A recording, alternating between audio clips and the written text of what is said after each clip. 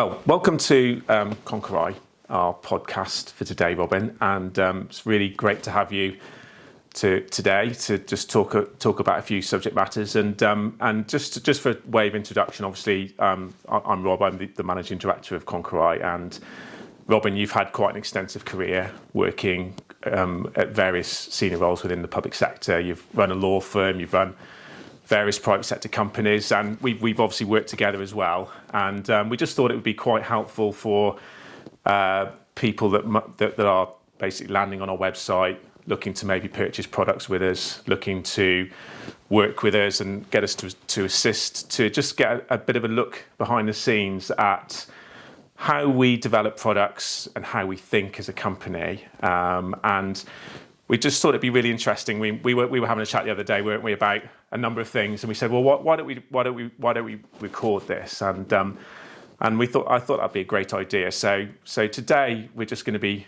talking a bit about fear, and also coming out of a global pandemic, and how fear is such an important issue. Particularly for where we're at right now. Obviously, we've had COVID-19 that swept the globe, and it's affected pretty much everybody in different measures. And really, it's about looking at how could fear affect an individual, how might it affect a company, and why do we need to get to grips with this notion of fear. So that's really what we looking to talk about today. So, I mean, do you want to kick off any thoughts on that, or would you like me to? We've got some questions. Would you like me to look at one of the first questions? How would you like to kick it off? I think the starting point is recognising as an individual whether or not fear impacts upon us at all, or whether it is so beneath the surface that we're not even aware it's there. Yeah. So often in life we just get on with things, and then suddenly an event happens and it becomes a shock. People often say moving house, getting married, a bereavement in the family can cause an emotional impact. Yeah, definitely. And it's about how to recognise those things causing an emotional impact which are not so obvious as one of those events. And the events of the last 12 months with the pandemic probably are impacting upon everybody in some way or another. Yeah, absolutely. Yeah. No, I think it's interesting what you're saying there, that about fear not necessarily being something that you're fully aware of. You know, I know fear was something that I never really felt was a huge issue for myself. You know, I quite enjoyed adrenaline sports, as you know, skiing and going up mountains, and I quite enjoyed, you know, work challenges or exams, you know, those types of things that induced some of those emotions of fear. And then obviously, as you full well know, I experienced quite an intense experience in my life where I went through a very intense process, and suddenly I was faced with fear and the quite dramatic effects of it. And you saw the effects in me during that time period, and in fact you were an amazing support to me during that time.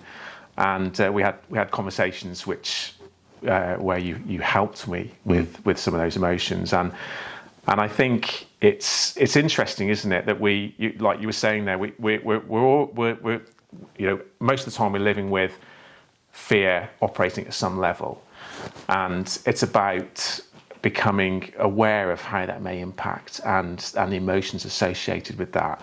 And I know you would have, you know, being a CEO of various organisations, you must have at times seen members of staff or senior people that were clearly being affected by some of those emotions. I mean, was that something that you came across when you were in those roles?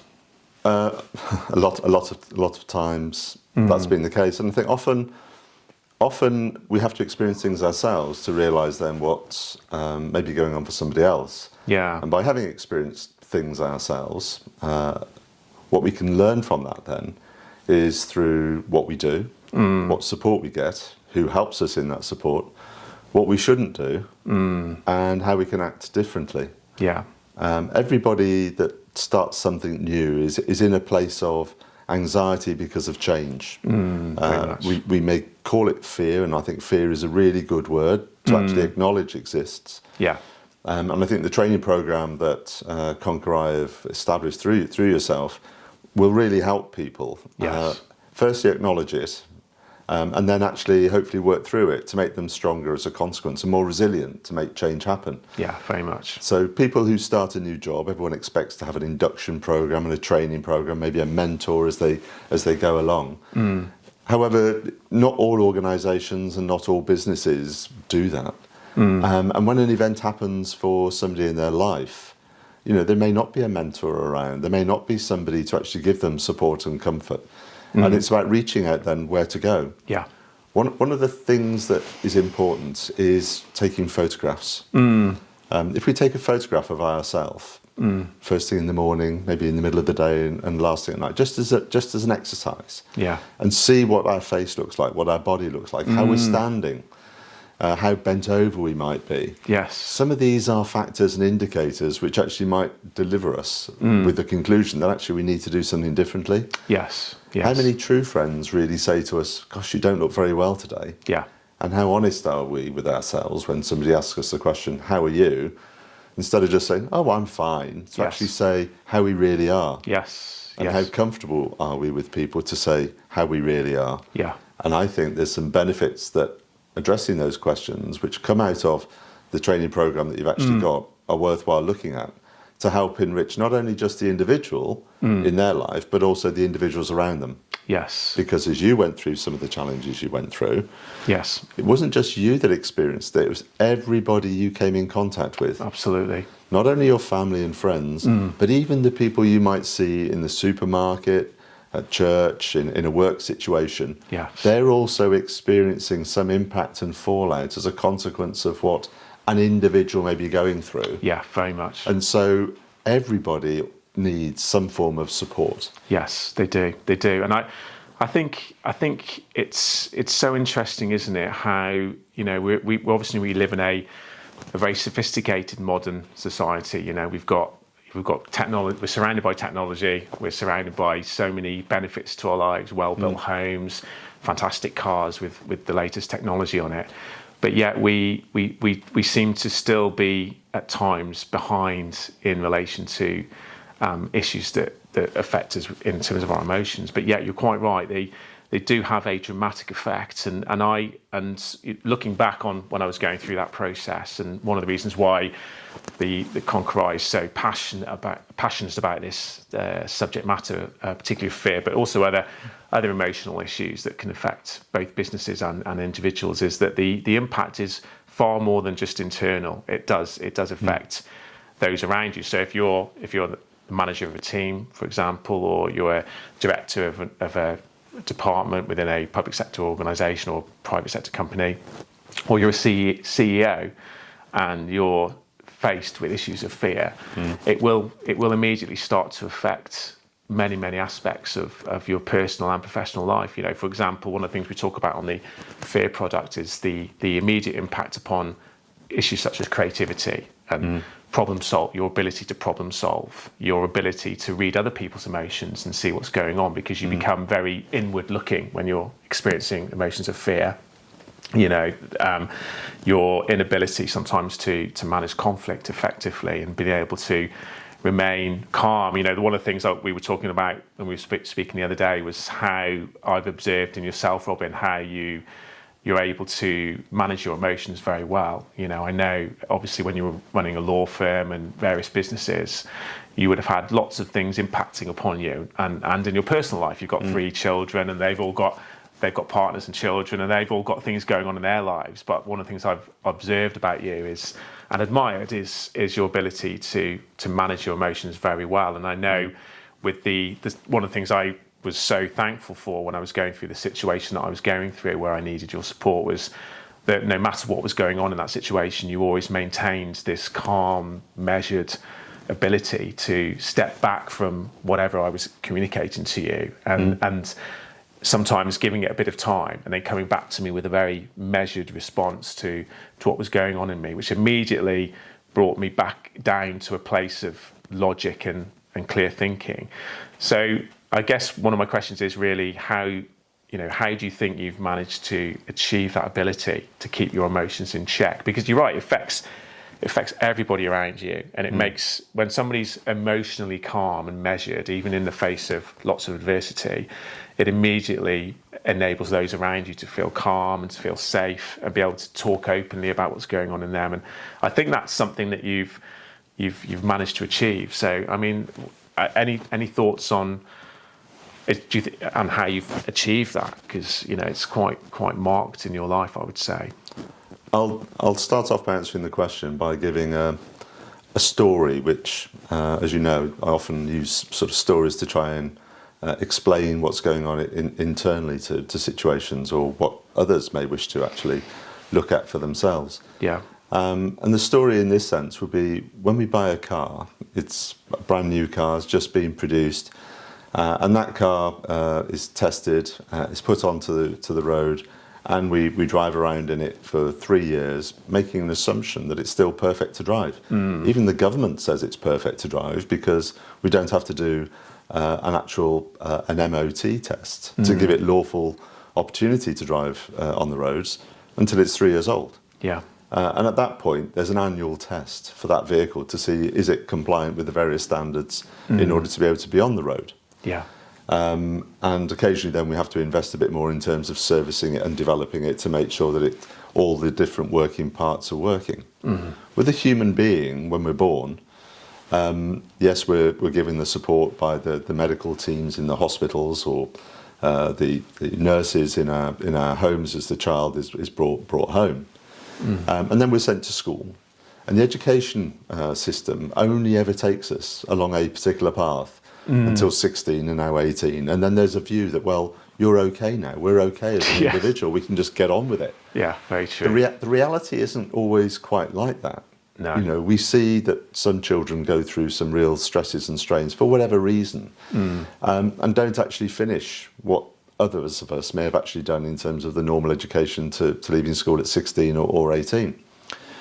And then there's an expectation that they can just continue with their lives post-school without any form of continual learning or development. On a personal level, I left school at 16, went into work, ended up taking 5 degrees, some professional qualifications associated with those degrees over a period of years in correspondence courses and night school and other things. Never going to university full time. Yeah. So I've learnt about life from work and study in a sort of an environment whereby I had to deliver in order to achieve. Yes. And what I had during that period was some really good people that I worked with. Yes. The fact that I was brought up in the church through a sort of a church choir, I think helped in terms of being able to see wider things, even though I didn't necessarily understand them at the age of 10, 11 or 12. And maybe even today don't fully understand some of the parables and teachings of what the Bible has to give us. But one thing in life that I think is fundamentally important is the importance of continual personal assessment and analysis. Yeah. Which are phrases which perhaps I now understand and you understand, Rob. Yeah. But there are other people out there that sometimes have difficulty with that. And that's why I take you back to the analogy of actually looking and taking photographs of ourselves and looking at ourselves. Whether it's physically taking a photo or just stopping and saying, right, we're going to look at ourselves now and see where we are. What is our plan in life and where are we going? Yes. And what can we do differently, perhaps, to achieve what we want to achieve in a shorter timescale? Yes. And who can work with us to help in that regard? Yes. Some very simple, open-ended questions we can ask of ourselves. Often we may not be competent or aware of how to answer those, and therefore we need to talk to people. Yeah. And to talk to people who are experienced others, rather than necessarily just talking to people for the sake of people. Yeah. So answering the question of how, part of it for me has been the fortunate issue of actually creating the right environment for myself to be able to develop over the years. Fantastic, yeah. And it is about creating the right environment for myself and having a little help along the way from people who've been able to support me in that respect. Very much, yeah. I think support is key, and I think it's particularly an emotion such as fear, which can be quite an intense emotion. I mean, I think that's one of the things that the global pandemic will have actually highlighted is, suddenly, our lives were completely changed overnight. Children that were going to school, no longer going to school, companies having to shut their doors, people being furloughed, staff being furloughed, people being made redundant. And suddenly the emotion of fear is far more prevalent than it was prior to that. And I think one of the things that is very important is that support and that ability to actually make a personal assessment of where you're at and to actually become more aware and to track that over time. And that's one of the things that we talk about on the Fear product, is about having some form of assessment, so we can take a snapshot of where am I at right now with this issue of fear, how is it affecting me, and then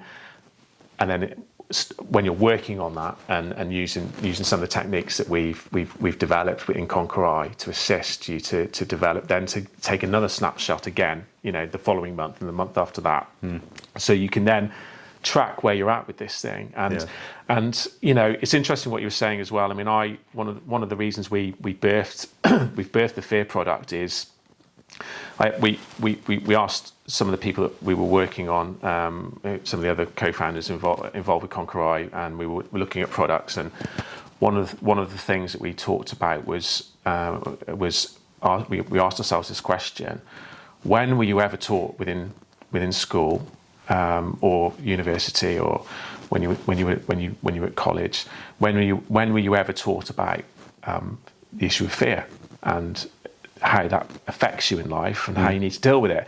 And none of us actually could pinpoint a time. There may have been conversations with our parents at some point around that. I know with my dad, I know in the past I'd had conversations around fear, and when we were on the ski slope together and we were about to do a tough kind of challenge, we talk a bit about that, and I, in many ways, I suppose I was being, without realising it, I was kind of being coached and mentored back then on how to deal with fear. But so in relation to that then, when you're actually on the top of the slope, you can see the slope beneath you, and you've got these planks of wood called skis on your feet. And the expectation is you're going to get down to the bottom and you're going to be in one piece. Yes. And often what a parent or a tutor might say, and that's it, they may say, don't be scared. And they may use the word scared rather than fear. Yes.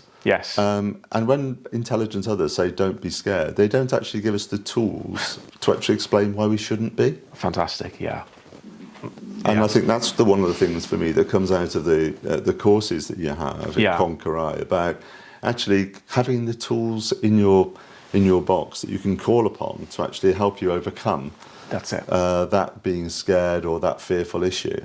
And actually not even be fearful of actually admitting that I'm actually scared of this. Because it's change, and change is being impacted upon you or me or other people in society, which we have no control over. If we change our style of clothes today, we're making a choice about how we're going to change our style of clothes. If changing our style of clothes means that we can't get the job we want, or we can't get the partner we want, or the friend we want, then maybe we don't want to change our clothes. We want to actually stay the same so that we can remain part of the club or the same thing.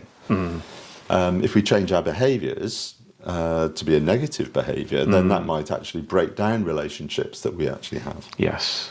Now, the whole issue of fear is an underlying thing, because if by being aware, if we do something, that will create an event which then might generate a fear that we didn't know was coming.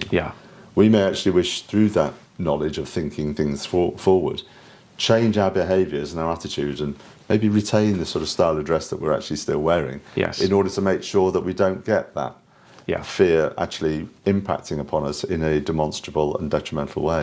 Very much, Robin. And you're right. What you were touching on there. I think so often people are told, "Don't be afraid," aren't they? Don't be. Don't be scared. I know my daughter has just gone back to school after, in a return to school phase. She's 6 now, so quite young, and she was going back to school without her brothers after two lockdowns. So return to school, then lockdown again, and then going back to school now. And I remember I took her in that first morning, and as she got to the car, she suddenly burst into tears. And she was fearful. Yeah. And so on the way in, we talked a bit about that. And I said, I know how you feel.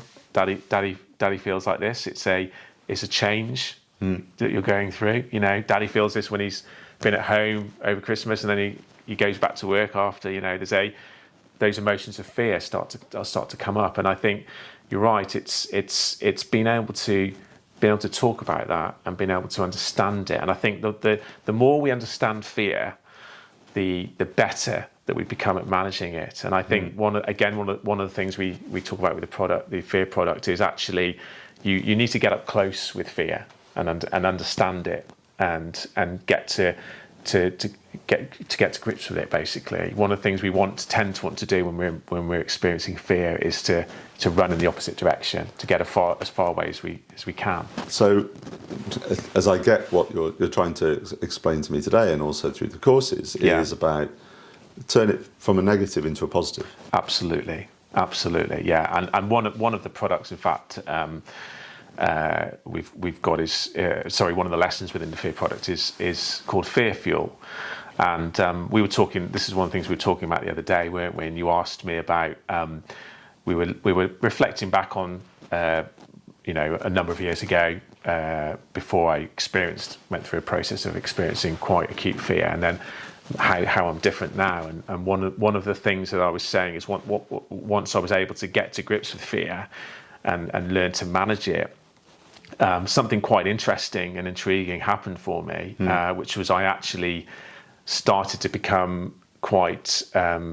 I started to go through a development process within whilst the emotions of fear were still occurring, and in fact it can drive you if you channel it in the right manner.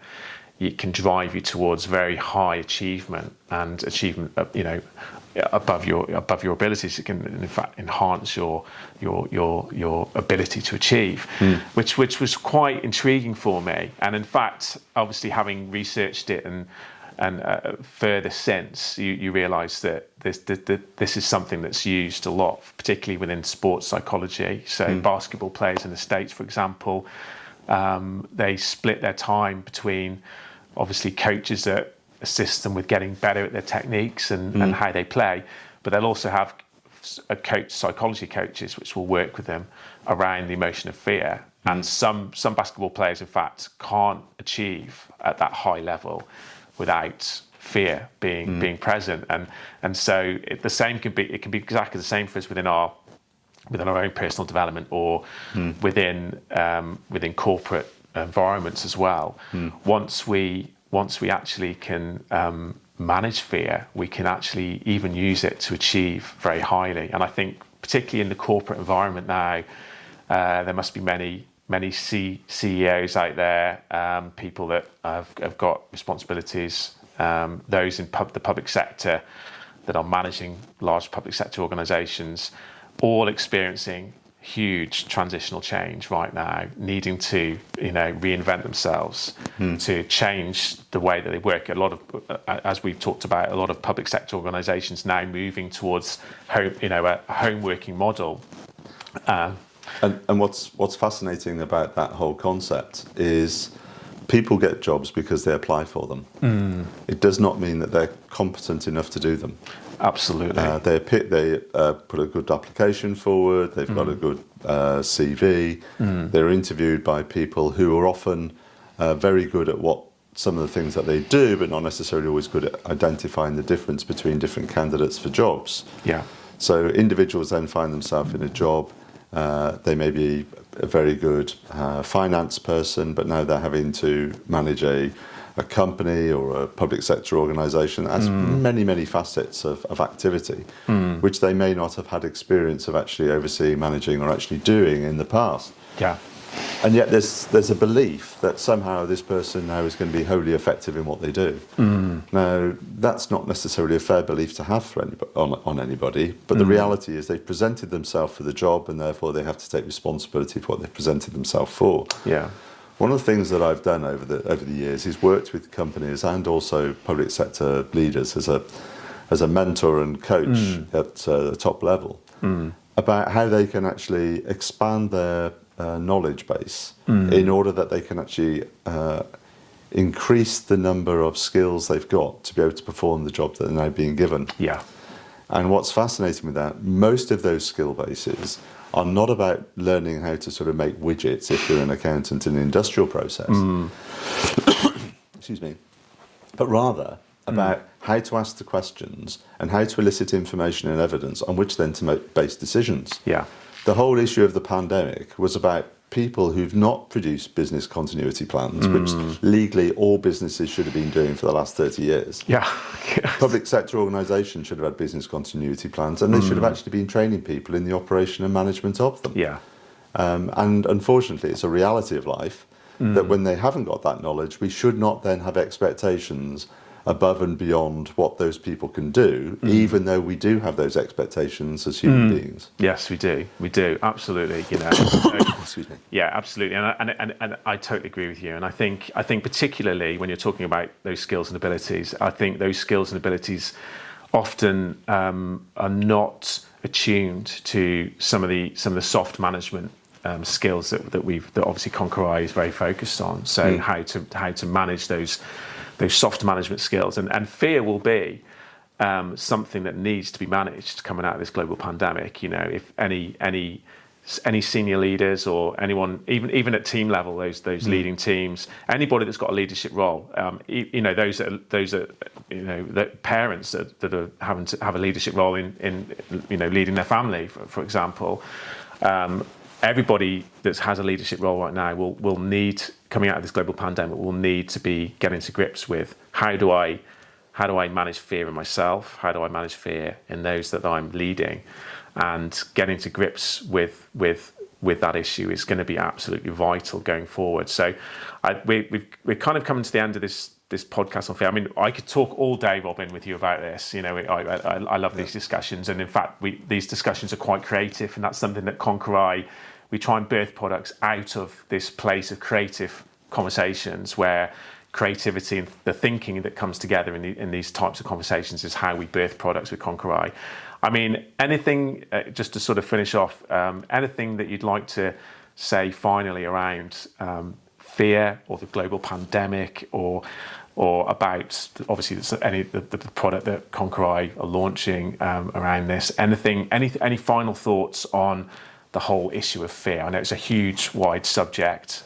We could, like I said, we could talk for a week on it. But any final thoughts on it before we sort of conclude? For me, it's very simple. We have to address our fears and our concerns. We can't put them in a box and put them in a cupboard and think that they're just going to go away. The best way to do that is to actually positively approach the issue. Yeah. And the best way of positively approaching is actually going through a course of study and putting in place systems, mentors, and training and development to be able to do so. Yeah. But don't then just do it once and think, "All right, I'm perfect at this now." We have to realise, just like the car, we need a regular test, we need a regular update, we need a regular review. Yeah. And the great thing about regular reviews, when we take our car to the garage and they say, nothing is needed on this MOT test. On the basis of that, wouldn't it be lovely in life that we go through the training programme first, like we do from the age of 5 to 16 at school, and we get our qualifications, whatever they may be. Unfortunately, in life, we have to do more qualifications and more training and learning. Yes. The emotional intelligence part, the fear and understanding fear and how to deal with change. Yeah. These things are fundamentally important, and we need to have regular reviews of them to make sure that we are more stable, not just in our working life, but in our home life. Because if we're happy at home, we'll be happy at work. If we're happy at home and happy at work, we'll be more productive in both. Absolutely. No, I totally agree. And I think you're right. It's something that we do need to grapple with. It's something that needs investment, and to not invest in it, particularly this time that we're in right now, could be detrimental. So thank you for this discussion, Robin. It's been really enlightening, and I hope people listening have enjoyed it as well. So thank you. Thank you.